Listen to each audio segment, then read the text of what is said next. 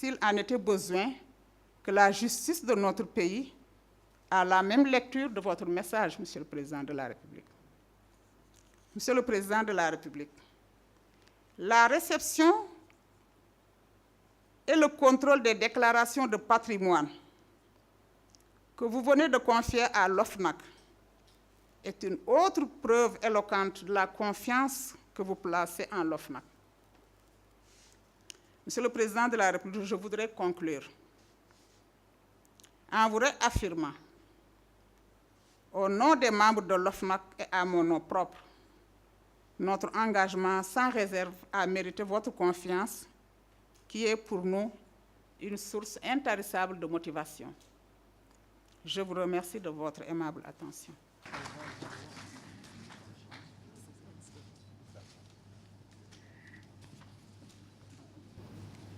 Monsieur le Président de l'Assemblée nationale,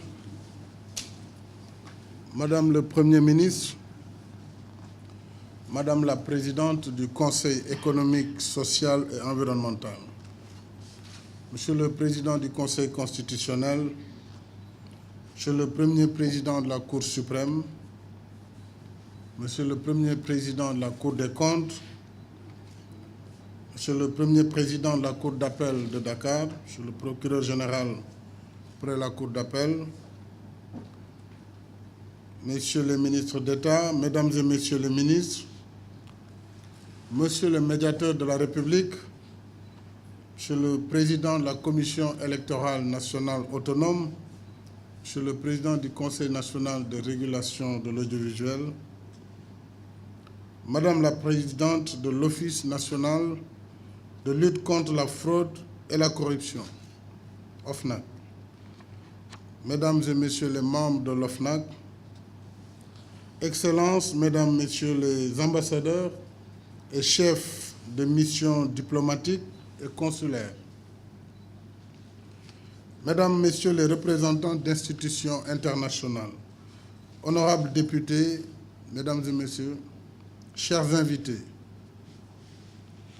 la cérémonie qui nous réunit aujourd'hui est un événement d'une haute portée symbolique, en ce qu'elle consacre officiellement l'installation dans leurs fonctions des membres de l'Office national de lutte contre la fraude et la corruption. Mesdames et Messieurs les membres de l'OFNAC, à l'issue de votre prestation de serment devant la Cour d'appel de Dakar, il m'est agréable de vous recevoir au moment où vous devez démarrer vos activités. C'est l'occasion pour moi d'adresser mes félicitations au premier président de la Cour d'appel et à l'ensemble des membres de la dite Cour pour la diligence dans l'organisation de la cérémonie solennelle de prestation de serment des membres de l'OFNAC. Madame la Présidente de l'OFNAC, vous avez bien présenté les missions et les objectifs de votre institution, ainsi que le rôle déterminant qu'elle doit jouer dans l'approfondissement de notre démocratie et dans la promotion d'une gouvernance vertueuse et transparente. Mesdames et Messieurs, la nouvelle gouvernance publique que j'ai très tôt posée comme une exigence majeure dès le début de mon mandat, et je le rappelle, est un facteur de restauration des valeurs positives qui fondent notre nation et confèrent son efficacité à l'action publique. Comme vient de l'évoquer son président, de mon accession à la magistrature suprême, j'ai proposé à l'Assemblée nationale la création de l'OFNAC,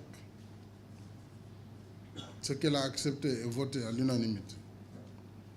En conséquence, je l'ai doté d'importants pouvoirs et lui ai conféré un statut juridique approprié, lui permettant d'exécuter efficacement ses missions. sans entrave aucune. L'extension de son champ de compétences à la réception et au contrôle des déclarations de patrimoine des personnes assujetties constitue une nouvelle manifestation de ma volonté de conférer à l'OFNAC davantage de pouvoir dans la mission qui est la sienne. Mais aussi, c'est la manifestation de mon engagement à combattre fermement la corruption.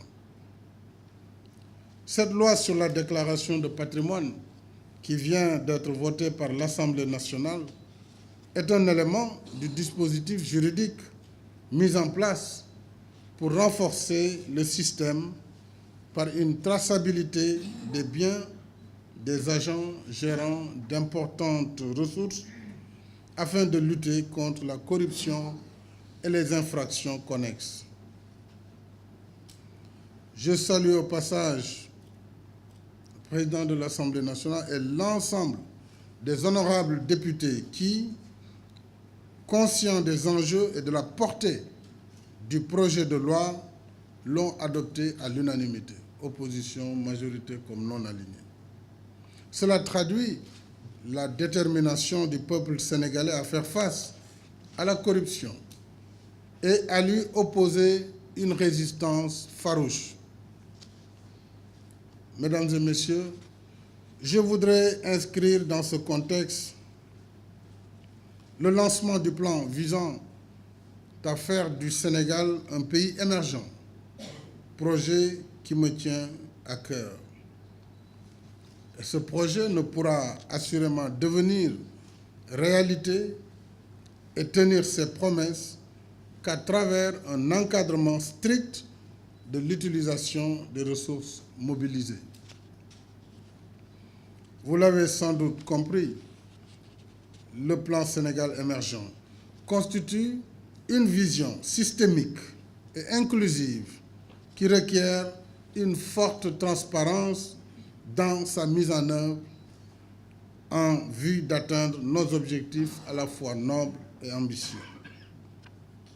Madame la Présidente, Mesdames et Messieurs les membres de l'OFNAC, le défi qui nous interpelle est celui de faire triompher la vertu, la transparence et l'intérêt général. Les résultats attendus, de par leur enjeu, nous motivent davantage dans notre marche résolue vers le cap fixé. Croissance économique, progrès social, dans la justice et l'équité sont les résultats attendus des efforts pour la transparence. Il convient de reconnaître que la corruption est un phénomène de société lié au comportement humain. Le combat contre la corruption intègre dès lors un important volet sensibilisation-prévention. Pour infléchir cette velléité ou infléchir toute velléité de corruption et renforcer au niveau de chaque citoyen les valeurs fondamentales de la République. J'invite l'OFNAC à porter ce combat tout en s'assurant que toute personne coupable de corruption soit traitée conformément à la loi, sans aucune autre forme de protection, quelle qu'elle soit. Les moyens nécessaires seront mis à votre disposition pour accomplir correctement cette mission. Vous avez déjà les moyens de l'État, mais vous avez aussi les moyens de la communauté internationale, nos partenaires techniques et financiers qui s'engagent à vous accompagner dans la mission. Vous l'avez bien souligné, Madame la Présidente, la corruption est facteur d'inégalité et d'injustice. Elle ruine les efforts d'une nation, annule l'excellence, menace la paix sociale et met en péril la vie et l'avenir des citoyens. La lutte contre la corruption est donc une exigence éthique avant d'être un impératif démocratique. c'est aussi une nécessité sociale. C'est surtout une condition de développement. Cette lutte contre la corruption traduit une volonté forte de rompre avec l'injustice, de promouvoir la compétence et l'intégrité, de récompenser le mérite et d'optimiser l'utilisation des ressources publiques au profit du citoyen. Au demeurant, c'est un combat difficile compte tenu des intérêts en jeu. Mais il faut le gagner, ce combat. Et je pense que vous êtes outillés pour gagner ce combat, de par la diversité des compétences qui reflètent la composition des membres de l'OFNAC. J'ai voulu désigner l'ancienne patronne de l'inspection générale d'État, vérificateur général du Sénégal, un inspecteur général d'État, l'ancien ministre du Budget, un ancien ambassadeur, un avocat, un inspecteur général de police, un ancien ministre expert du commerce international, un officier de la gendarmerie nationale, colonel, et un professeur d'université, ainsi qu'une administratrice de société et magistrat et une magistrate. Donc, vous avez toutes les compétences, toute la palette de compétences au sein du collège pour déjà discuter, appréhender les phénomènes et obtenir les résultats escomptés. Et vous avez surtout tous les moyens d'investigation. Évidemment, vous serez submergé par des plaintes, par des dénonciations. Il faudra aussi faire la part des choses. Je crois que c'est sur la base des preuves que, évidemment, les saisines seront faites. Mais je suis sûr que nous pouvons tous compter sur votre éthique, sur vos compétences et sur votre engagement à nous permettre d'atteindre ces résultats.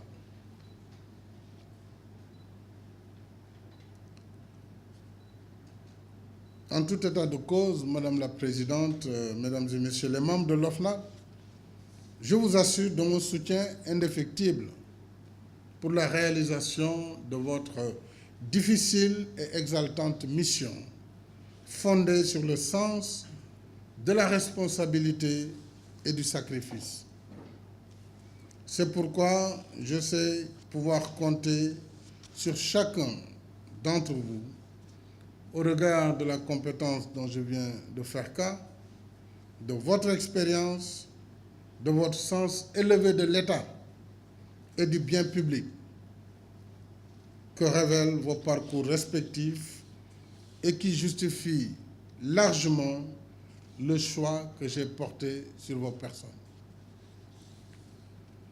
Mesdames et Messieurs, l'OFNAC est une institution qui vient compléter le dispositif d'une gouvernance de qualité au service de la nation.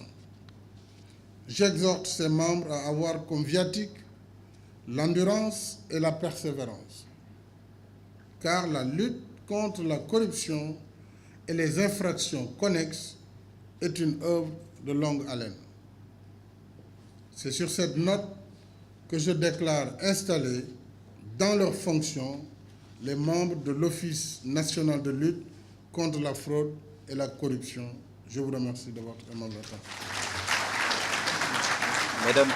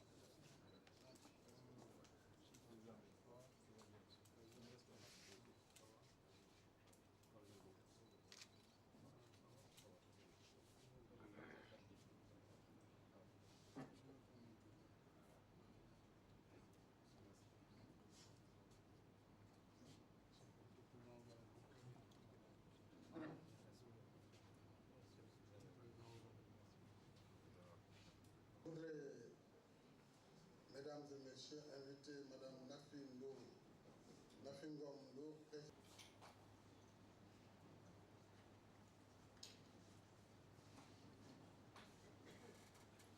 Président de la République. Monsieur le Président de la République, Monsieur le Président de l'Assemblée nationale, sociale et environnementale,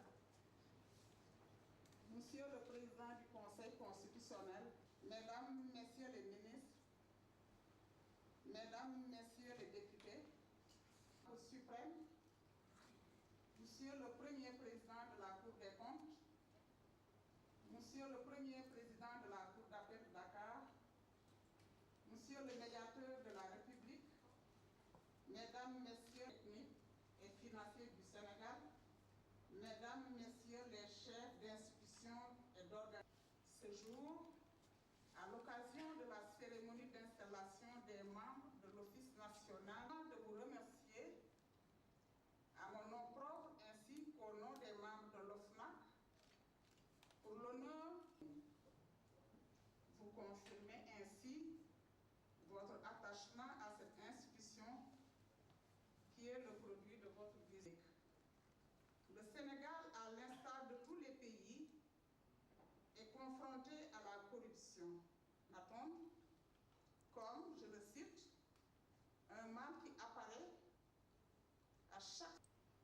Elle empêche l'égalité des chances dans l'accès des citoyens au marché, réelle menace à l'état de droit, à la démocratie et au développement économique et social de nos pays, dont elle initier une démarche approfondie qui favorise un changement de comportement. Je le cite, la lutte contre la corruption commence par arrêter de donner des... Monsieur le Président de la République, par-delà les conséquences évoquées ci-dessus, et génère des conflits. Le caractère universel de ce phénomène a conduit à adopter des instruments juridiques dont les principaux sont la Convention, moins de 2 ans après son adoption le 31 décembre 2000, lutte contre la corruption, adoptée en juillet 2003 en juillet 2007. Le protocole additionnel de la CEDEAO de 2000. Toutes les corps et organes de contrôle interne et externe de l'État, notamment la Cour des comptes et l'Inspection générale d'État, dans le droit positif sénégalais, a abouti à la création d'importantes institutions dont le Conseil national des marchés publics, ARMP, l'Agence de régulation, la Cellule nationale de traitement de l'information financière, CENTIF, spécialisée dans la lutte contre la non-transparence, la corruption et la concussion, créée en novembre, Commission nationale.